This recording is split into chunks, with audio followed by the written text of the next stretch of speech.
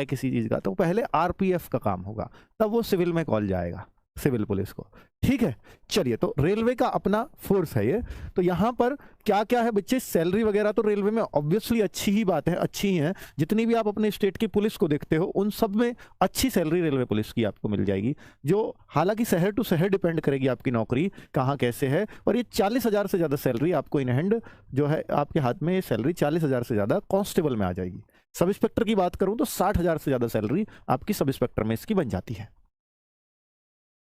अब मैं इसमें उससे पहले ये भी पता होना चाहिए कि भाई क्या क्या क्राइटेरियाज हैं इसके भर्ती होने के। तो 18 से 28 साल कांस्टेबल, 18 से 28, पहले ये 18 से 25 था, 3 साल आप ये समझ लीजिएगा छूट ही है ये, क्योंकि जब मैंने पहले वीडियो बनाई थी मुझे खूब ध्यान है कि भैया 18 से 25 होता था और ये 20 से 25 होता था, लेकिन यहाँ 3 साल ऑलरेडी छूट दे रखी है। तो अब या कोरोना की छूट कहो या किसी की भी कहो कि कोरोना के बाद पहली बार ये वैकेंसी आ रही है, तो 3 साल की ओबीसी को एज रिलैक्सेशन अलग से मिलता है। आप अपने स्टेट में अगर ओबीसी में हो, मतलब सेंट्रल, यहाँ सेंट्रल का स्टेट सर्टिफिकेट, कास्ट सर्टिफिकेट लगेगा, आप सेंटर में किस कास्ट में आते हैं। तो भैया ओबीसी में आते हो आप सेंट्रल में, तो आपको ओबीसी की 3 साल की छूट मिलेगी, एससी एसटी को 5 साल की यहाँ छूट मिलेगी। ठीक है, और अगर मैं सब इंस्पेक्टर की बात करूं, आरपीएफ एसआई की बात करूं, तो यहाँ अपर एज लिमिट तो 28 ही है, 3 साल ओबीसी को छूट है, एससी एसटी को 5 साल की छूट है, लेकिन न्यूनतम जो एज है वो 20 साल है।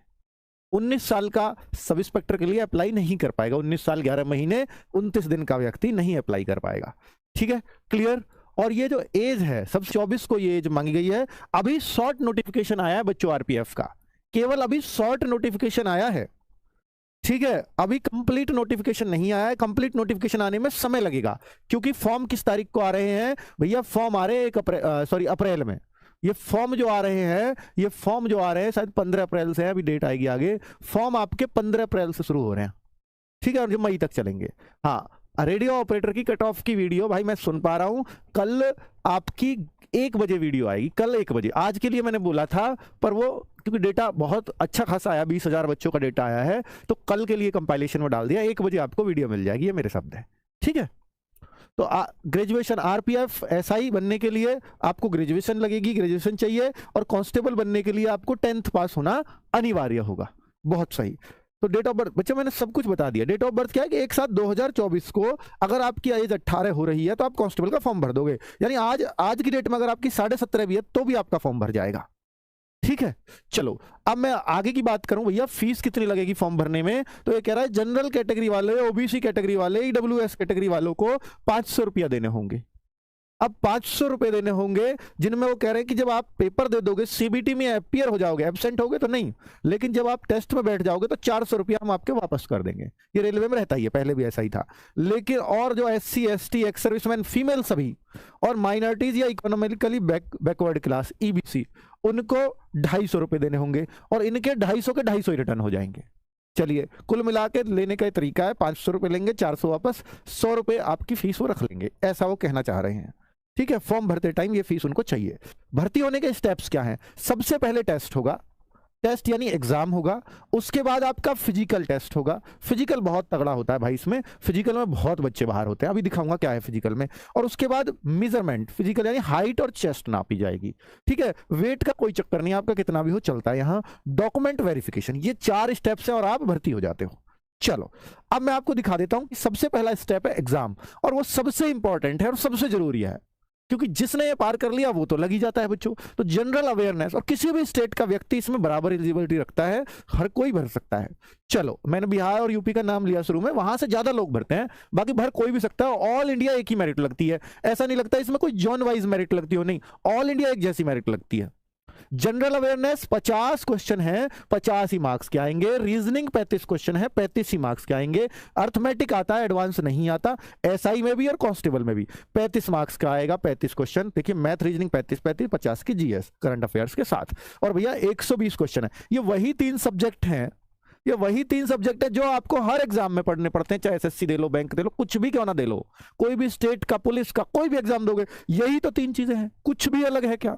इसलिए इसमें फॉर्म बहुत ज्यादा संख्या में पड़ते हैं। सबको लगता है इन तीनों को तो मैं यूं ही निकाल लूंगा, और वास्तव में है भी ऐसा ही कि भैया अर्थमेटिक एडवांस है ही नहीं, और यहां पर रीजनिंग है, कोई और दिक्कत ही नहीं है। और यहां जो जीएस है वो भी कोई खास तो आती नहीं है, आरपीएफ में तो खास नहीं आती भाई। तो इसलिए ये बड़ा फेवरेट बन जाता है बच्चों के लिए। तो 120 क्वेश्चन, 120 मार्क्स, हालांकि नॉर्मलाइजेशन के बाद, क्योंकि बहुत शिफ्टों में एग्जाम होता है, वो बात अलग है, बच्चों को 20-20, 25-25 नंबर का नॉर्मलाइजेशन मिलता है, लेकिन ऐसे भी कट ऑफ जाती है, हो सकता है 120 में से 115 पे चली जाए, पर 90 के 115 होते हैं बहुत सारे बच्चों के, ठीक है, तो ऐसे भी कट ऑफ चली जाती है इसकी। तो 90 मिनट पेपर के लिए मिलते हैं, 90 मिनट। और सबसे खतरनाक चीज है कि 1/3 की नेगेटिव मार्किंग, हालांकि अब तो एसएससी में भी सेम नेगेटिव मार्किंग हो गई है बच्चों। तो एग्जाम का पैटर्न समझ में आ गया। और भाई आरडब्ल्यू आपके साथ है तो सीधी सी बात है, फिर तो डरने की कोई बात ही नहीं है, क्योंकि आपके चाहे मेरिट 115 पे जाए, 116 पे जाए, वो मैटर नहीं करती, क्योंकि बच्चे लोग तो आप में से ही पढ़ के लगते हैं अभी, है ना। तो मतलब देखिए, मैंने बहुत सारे बच्चों का देखा था पिछली बार कि सर 118 पे 115 पे कट ऑफ गई है, ऐसा कुछ आया था फाइनल कट ऑफ जो गई थी, तो वो 85 वालों के 115 हुए, 80 वालों के 115 हुए, तो फाइनली तो 120 में से 80 पे ही गई ना, 85 पे ही गई ना। तो ऐसे डर जाते हैं ना कट ऑफ देख करके पिछली वाली। तो भाई वो कट ऑफ जो थी पिछली वाली, वो नॉर्मलाइजेशन के बाद थी, नॉर्मलाइजेशन में पिछली बार 40-40 नंबर बच्चों के बढ़े, क्या करोगे आप, है ना।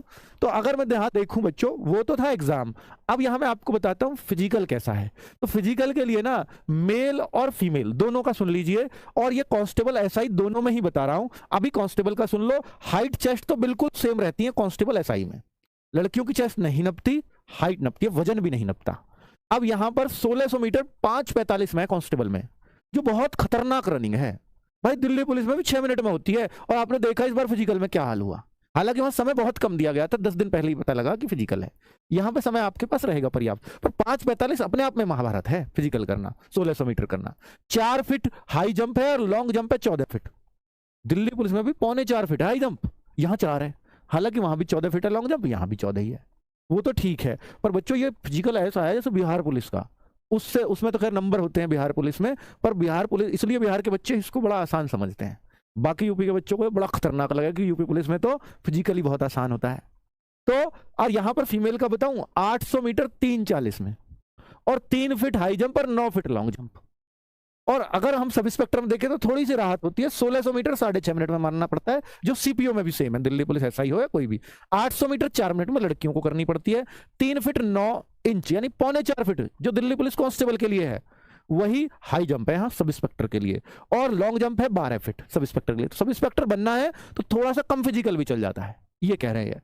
3 फीट 9 फीट तो लड़कियों का, तो भैया सब इंस्पेक्टर में फिजिकल ऐसा है सेम जैसा ऊपर है, ठीक है। तो यहां पर सबसे जो बेसिक फैक्टर है वो ये है कि भैया 165 सेंटीमीटर पर भी लड़के लोग क्या बन जाते हैं, कांस्टेबल और सब इंस्पेक्टर दोनों बन जाते हैं। यूपी में भी अगर आपकी हाइट नहीं है फिर भी आपको वर्दी का शौक है, और वर्दी इससे कम हाइट पे कहीं मिलेगी नहीं। वर्दी पुलिस की वर्दी, रेलवे की पुलिस है, समझ लीजिए रेलवे प्रोटेक्शन फोर्स हालांकि, पर रेलवे की पुलिस की वर्दी आपको 165 हाइट पे मिल रही है, इसलिए इसमें फॉर्म बहुत ज्यादा जाते हैं।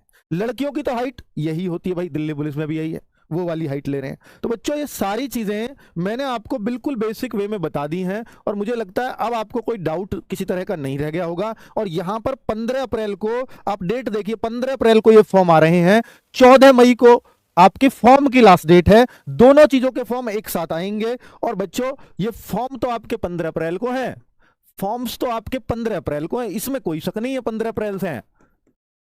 आपके बैच भी आएगा, तैयारी भी कराएंगे 1 अप्रैल से हम, यानी अप्रैल में ही बैच लेकर के आएंगे, उससे पहले नहीं लाएंगे। क्योंकि देखो मैथ, रीजनिंग, जीएस आप हर जगह पढ़ते हो, आप जिस भी एग्जाम की तैयारी कर रहे हो करते रहिए, क्योंकि इन 3 चीजों को जरूर पढ़ रहे होगे, तो इनकी टेंशन मत लीजिए। स्पेशली डेडिकेटेड बैच कांस्टेबल और एसआई के लिए वो हम अप्रैल में ही लेके आएंगे, उससे पहले नहीं लाएंगे, ठीक है। तो 15 अप्रैल से अब आप ये कहते होगे सर एग्जाम फिर नजदीक आ गया तो एग्जाम के लिए समय नहीं मिला, तो एग्जाम जो एक्सपेक्टेड मैं आपको बता दूं तो भैया देखो जुलाई, अगस्त, सितंबर बुक कर लिए पहले, टेक्नीशियन और एएलपी ने वो पहले ही बुक हो चुके हैं।